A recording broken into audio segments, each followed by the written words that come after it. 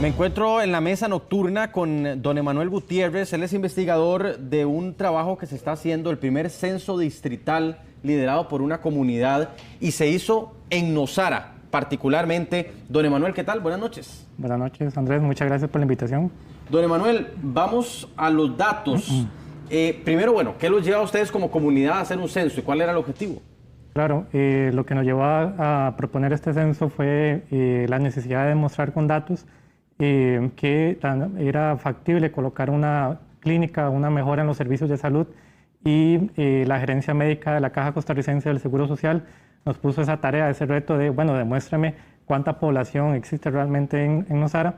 Sin embargo, el Censo Nacional en el 2022 tuvo una limitada cobertura y por ende nosotros tomamos la decisión de no esperar hasta manos a la obra. Manos a la obra, no podíamos esperar hasta después del 2030.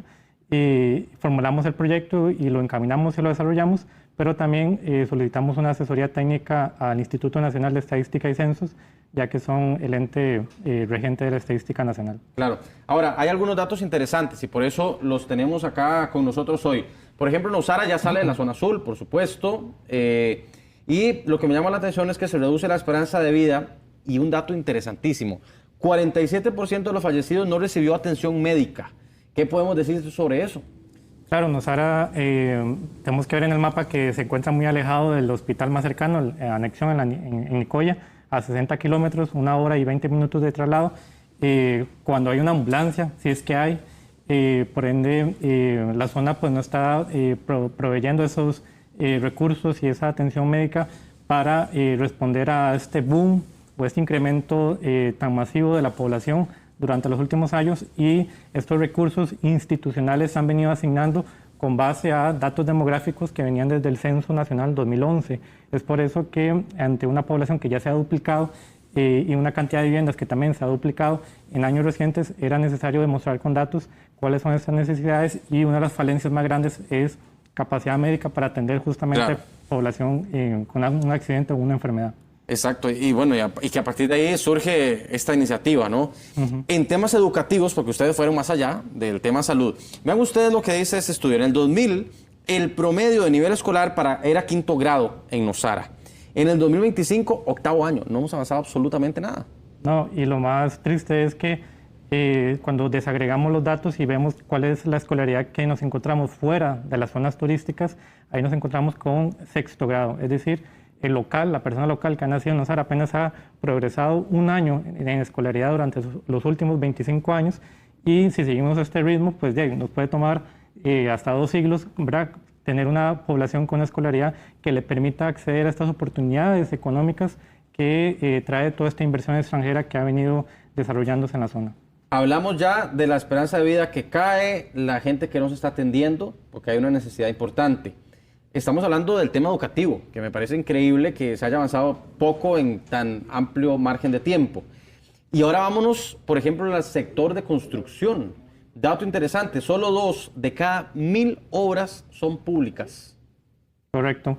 Eso es una gran disonancia, ¿verdad?, y que también crea una brecha entre la inversión privada y la respuesta del Estado en proveer estos servicios e infraestructura pública para responder a las necesidades que tiene la población residente permanente, que es de 8.716 personas, pero también esta población flotante temporal que utiliza alojamientos temporales, que representa 26.650 personas, 3 veces la población residente permanente habitual.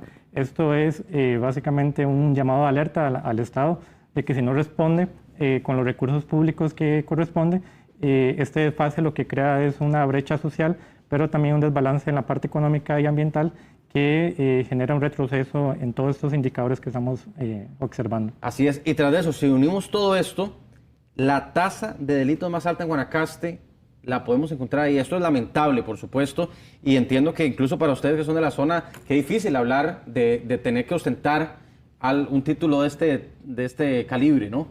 Sí, correcto. El impacto de los sucesos de seguridad que están ocurriendo en Nosara ha tenido una repercusión, y es ahí donde tenemos esta correlación entre si no cuidamos lo social, vamos a tener una afectación económica. Si tenemos una mala imagen en temas de seguridad, efectivamente se reducen los ingresos de los comercios y las personas en la comunidad, y acrecenta estos problemas porque se reducen las oportunidades que ya de por sí están limitadas. Es por eso que pedimos esta reacción de parte de las autoridades de gobierno, pero también del Poder Judicial y Poder Legislativo, para que se intervengan estos problemas, y también ya tenemos estos datos que son frescos y representativos, claro, con un 95% de cobertura, para que las decisiones políticas públicas se comiencen a ejecutar lo más pronto posible. ¿Cuántas personas viven en Nosara hoy? Hoy vivimos 8.716 personas, más esta presión de población temporal, que son 26.650 que utilizan alojamientos temporales y consumen agua, ocupan servicios ahí de emergencia, correcto. O sea, estamos hablando de 8.000 que viven y 26.000. Ese es un dato de gente que va y viene en un año, 26.000. Correcto, que se quedan menos de 6 meses en alojamientos temporales, correcto. Trabajadores de construcción, personas que están de nómadas digitales, personas que les encantó el lugar y se quedan 2 meses, 3 meses. Estas personas, de hecho, tienen consumos de los recursos un poco más altos, porque como están de paso... Eso sí es bueno.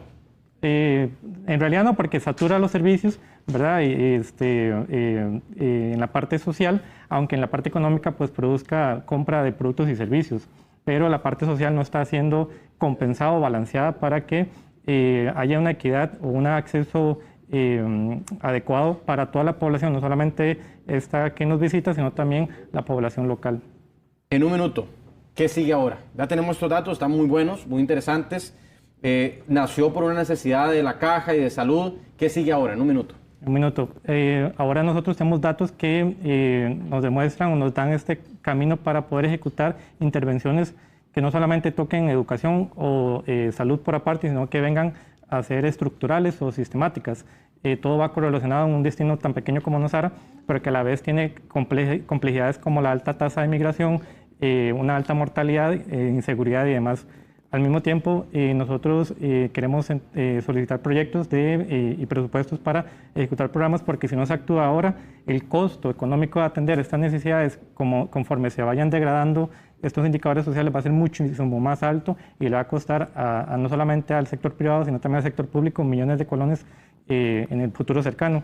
Y también nuestra visión es motivar y incentivar a otras comunidades para que puedan replicar este tipo de esfuerzos. Estamos abiertos a compartir los aprendizajes, las metodologías, y también darle mentoría a otras comunidades para que no se esperen, tengan esta propiedad de los datos, perseguirlos, entender qué es lo que está sucediendo. ¿En el NEC lo tomaron bien?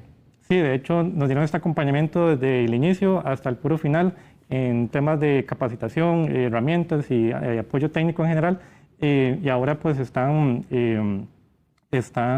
viendo esta necesidad no solamente en Nosara, sino en otros lugares que están viviendo fenómenos interesantes como la gentrificación y demás. Claro. Don Emanuel Gutiérrez, investigador de ese primer censo distrital, liderado por una comunidad que además es ejemplar, es un buen ejemplo para otros distritos, otros cantones, que se pueda realizar de esta forma. Muchas gracias por habernos acompañado hoy. Gracias, Andrés, un gusto.